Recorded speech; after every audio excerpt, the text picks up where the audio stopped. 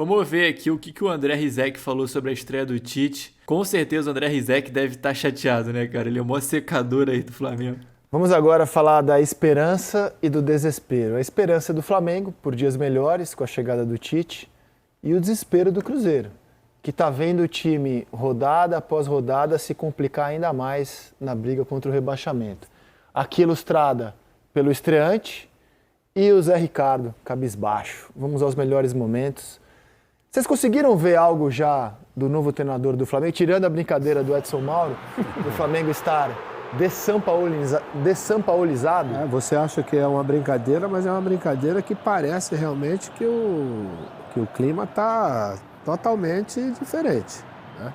E isso termina tendo influência no próprio rendimento. Ele não fez nada demais, ele apenas manteve a equipe, fez uma ou duas modificações táticas ainda no primeiro. Os primeiros 10, 15 minutos do Cruzeiro foram bastante interessantes, né? Com a marcação, o Flamengo não conseguia sair jogando lá de trás. Aí acho que a primeira coisa que o Tite fez é o seguinte: está apertado, não está dando para sair, não vamos dar chance para o adversário de criar para ele, né, a oportunidade de gol. Aí eles começaram a não dar chutão, mas endereçar essa bola, ou seja, para o Bruno Henrique, que tem uma impulsão muito grande, ou então para o Pedro, e iriam brigar pela segunda bola. Aí começou a recuperar, a ter um pouco mais de espaço de campo. Tem a jogada que o Castan tenta tirar da área, ela pega mal no pé dele, sobra para o Ayrton, mas a construção da jogada, ela já foi uma jogada dos bons tempos do Flamengo, né? Com sempre 3 jogadores do lado fazendo essa jogada combinada com a participação do Everton Ribeiro, que saiu do lado direito para vir para o lado esquerdo, enquanto o Gerson foi para lá para ajudar um pouco o Wesley, lá que o Marlon estava tendo uma liberdade muito grande, criando problemas lá. Eu acho que a gente só vai ver daqui a algum tempo, né? Mas Né? Belíssima defesa. Mas depois dali, André, deu uma desorganizada. Nossa, Mas que, não sei, realmente é para ficar preocupado. Eu acho que por isso que a torcida teve, inclusive ontem, né? É uma manifestação um pouco maior, um pouco mais forte em relação... Uma vitória nas últimas 13 rodadas. Foi a estreia do Zé Ricardo. Contra o Santos fora, né? O Era último um jogo outro do Santos, era o último Santos jogo do do Aguirre. Aguirre, Era o isso. último jogo do Aguirre. Uma vitória nos últimos 13 terrível. jogos. É a segunda pior campanha do retorno. tá cumprindo a cartilha aquela... Se bem que tem outros, né, que estão desenhando a cartilha, mas essa do Cruzeiro, para quem já passou o sufoco de 3 temporadas seguidas numa Série B... Ó, no retorno é uma vitória, 4 empates, 3 derrotas, cara. Não, Primeira escalação do Tite. Na zaga ele não tinha o Léo Pereira, então ele escalou o Davi Luiz. Depois ele colocou o Pablo, o Rodrigo Caio. Que foi bem, aliás. Que foi bem. Entrou, né? E deixou o Gabigol no banco, escalando o Pedro. O que vocês acharam da primeira escalação do Tite? Eu acho que ele manteve aquilo que vinha acontecendo com alguns ajustes, né? Esse posicionamento do Everton Ribeiro. E a outra coisa, André, ele gosta do tal do jogo apoiado pelas laterais, né? E onde a gente viu, a jogada do primeiro gol é exatamente uma combinação de 3 jogadores pelas laterais, né? Do Ayrton Lucas, do Bruno e do Everton Ribeiro. E pelo lado direito também com o Gerson, que deu um pouco mais de consistência e ajuda ao Wesley, ainda mais pelo fato do Cruzeiro ter um lado esquerdo bem forte. Acho que a Arrascaeta reserva é circunstancial. Não, isso Tite, quando era técnico da seleção brasileira, ele e sua comissão técnica sempre faziam vários elogios ao Arrascaeta, consideravam um craque do futebol brasileiro. Não imagino o Tite abrindo mão do Arrascaeta, tendo a possibilidade e ele estando pronto para jogar bem.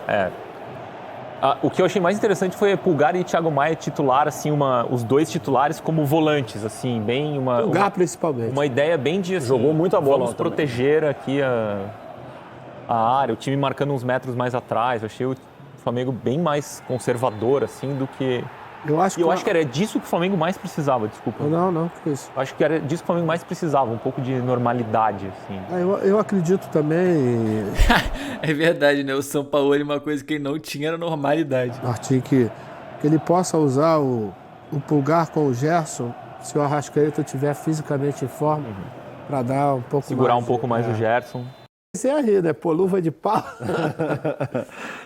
peito de madeira não era na luva mesmo. Mas na média, vocês gostaram do Rossi até aqui? Eu acho que tem todos os requisitos para se manter. Demorou para o São Paulo colocar ele pra jogar, Isso, né? ele deveria ter sido... Demorou, deveria né? ter André, entrado. você pegou um goleiro há não sei quanto tempo atrás para fazer desse goleiro titular e você deixar o cara no banco, meio incoerente essa atitude. É só ver onde é que está o Sampaoli hoje, né? Bom, o adversário do Flamengo de domingo, assim como o Cruzeiro, está preocupado com essa briga. Peço que a gente coloque aqui a corrida contra o Z4, a fuga do Z4, porque está muito equilibrado e, como a gente falou ontem, é nesse momento a corrida mais galáctica do campeonato. Porque você tem 7 campeões brasileiros, você tem 5 campeões da América, 3 campeões do mundo aqui nesse bolo, fugindo do Z4. Só isso. Na pontuação, por isso que eles estão menores, Coritiba e América estão distantes de permanência, mas são times que ainda têm dado trabalho. Basta ver o que o América jogou contra o líder e quase campeão Botafogo. E o Coritiba vinha de 2 vitórias seguidas, o Atletiba e vitória contra o Galo em BH. Então são times que parecem condenados na pontuação, mas que ainda têm capacidade de tirar pontos preciosos de adversários nesse Campeonato Brasileiro. O Goiás tem 30 pontos, o Santos, com a derrota de ontem, se manteve em 30, o Vasco chegou a 30, o Cruzeiro estacionou em 31, o Bahia chegou a 31, o Corinthians somou 2 pontos nos últimos 2 jogos, chegou a 32 e o Inter parou em 32. Olha que corrida, olha que drama que a fuga do Z4 nos reserva até o final do campeonato. Eu acho que o pior, André, são aqueles clubes que não estão acostumados a ficar nessa zona, né? O brasileiro tá muito divertido, né, cara? E o mais legal é que não tá definido até agora.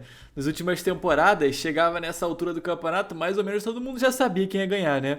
Essa todo mundo já sabe que o Botafogo tá bem encaminhado e tal. Mas não deixa de estar interessante, porque ele não tá tão lá na frente ainda, né, o Botafogo.